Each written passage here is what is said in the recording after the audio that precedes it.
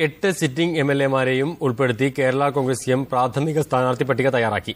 K M. Mani പാലായിലും PJ. Joseph തൊടുപുഴയിലും വീണ്ടും മത്സരിക്കും. 13 മണ്ഡലങ്ങളിലെ സ്ഥാനാർത്ഥി പട്ടികയാണ് തയ്യാറാക്കിയത്. ആലത്തൂരും തളിപ്പറമ്പും വെച്ചുമാറാനുള്ള ശ്രമവും നടത്തുന്നുണ്ട്.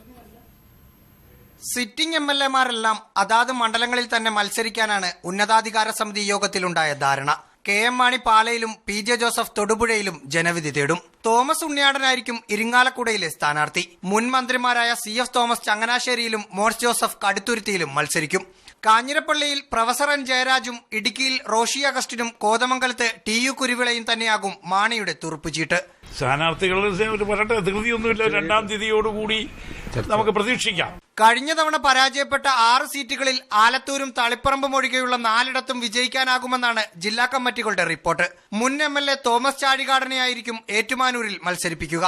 തിരുവല്ലയിൽ വിക്ടർ ടി തോമസിന്റെയും ജോസഫ് എം പുതുശ്ശേരിയുടെയും പേരുണ്ട്. പേരാമ്പ്രയിൽ മുഹമ്മദ് ഇക്ബാൽ ഉറപ്പിച്ചു. പൂഞ്ഞാറിൽ യൂത്ത് ഫ്രണ്ട് കോട്ടയം ജില്ലാ പ്രസിഡന്റ് സജി മഞ്ഞക്കടമ്പിൽ, നിർമ്മല ജിമ്മി എന്നിവരോടൊപ്പം ജോർജ് കുട്ടി അഗസ്ത്യയും പരിഗണിക്കുന്നുണ്ട്. കുട്ടനാട്ടിൽ ആലപ്പുഴ ജില്ലാ പ്രസിഡന്റ് ജേക്കബ് തോമസ് അരികപ്പുറവും ജോസഫ് എം പുതുശ്ശേരിയുമാണ് പട്ടികയിലുള്ളത്.